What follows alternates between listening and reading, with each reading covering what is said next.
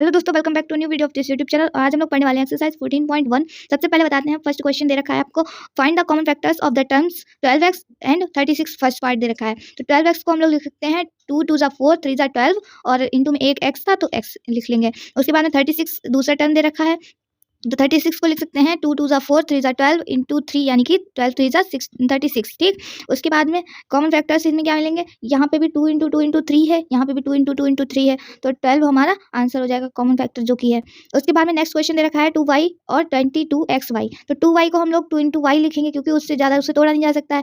22xy को हम लोग तोड़ सकते हैं कैसे, 2 11 ज़ा 22 हो जाएगा और एक्स वाई दे रखे तो उनको भी मल्टीप्लाई में लिख लिया। ठीक है, तो इनसे हमें यहाँ से मिल जाएगा 2y कॉमन मिल जाएगा। ठीक, उसके बाद में 14pq और 28p² q² दे रखा है, तो 14pq में से हम लोग 14pq को लिख सकते हैं 2 7 ज़ा 14 और p और q दे रखे थे मल्टीप्लाई में तो उनको मल्टीप्लाई में लिख लिया। ठीक है, और 28p² q² दे रखा है तो उसको भी इसी तरह से लिख लेंगे 2 2 ज़ा 4 7 ज़ा 28 और पी स्क्वायर दे रखा था तो पी की 2 बार मल्टीप्लाई में लिख लिया पी को, और क्यू स्क्वायर भी दे रखा था इसलिए क्यू को भी 2 बार मल्टीप्लाई में लिख लिया। और कॉमन फैक्टर्स जो कि सेम मिलेगा हम लोग उससे एक बार लिख लेंगे, वही कॉमन फैक्टर हो जाएगा।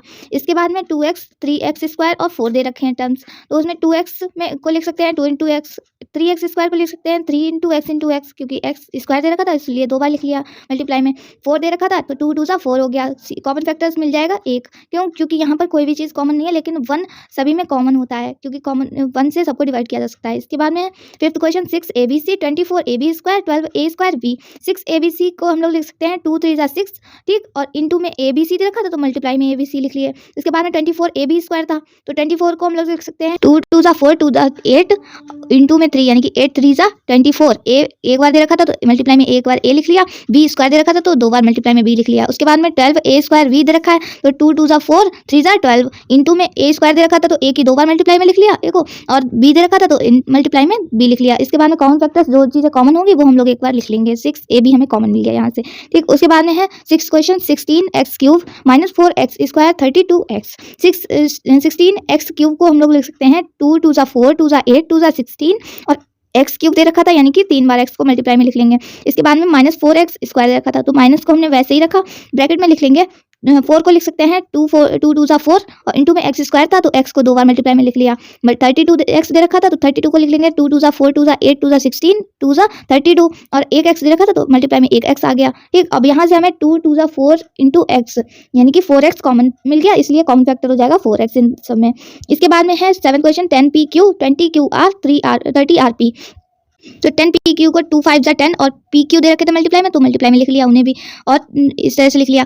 20qr को हम लोग लिख सकते हैं 2 2 ज़ा 4 5 ज़ा 20, ठीक, और qr दे रखे थे मल्टीप्लाई में तो q इंटू r लिख लिया। उसके बाद में 30rp दे रखा है तो 2 3 ज़ा 6 5 ज़ा 30 हो जाएगा यहाँ से, और rp दे रखा था मल्टीप्लाई में तो rp हो गया। ठीक, और यहाँ से कॉमन फैक्टर हमें मिल गया 2 इंटू 5 यानी कि 10। इसके बाद में नेक्स्ट क्वेश्चन है 3x² y³ 10x³ y² और थर्ड टर्म है 6x² y² z। तो 3x² y³ में हम लोग इसको सिर्फ तोड़ कर लिख सकते हैं। 3 इंटू x² दे रखा था तो 2 बार मल्टीप्लाई में लिख लिया, y³ दे रखा था तो 3 बार मल्टीप्लाई में लिख लिया y को। उसके बाद में 10 दे रखा है तो 10 को लिख सकते हैं 2 5 ज़ा 10 इसलिए 2 इंटू 5 लिख लिया, और x³ दे रखा था x को 3 बार मल्टीप्लाई में लिख लिया, y² दे रखा था तो y को 2 बार मल्टीप्लाई में लिख लिया। इसके बाद में 6x² y² z को 2 3 ज़ा 6 लिख लेंगे, और इंटू में x² था 2 बार लिख लिया, y² था वो भी 2 बार लिख लिया, z एक बार था तो z एक बार लिख लिया। अब यहाँ से हमें कॉमन फैक्टर्स देख लेने हैं कि जो जो कॉमन होगा वो लिख लेंगे, तो x² y² यहाँ से हमें कॉमन मिल गया।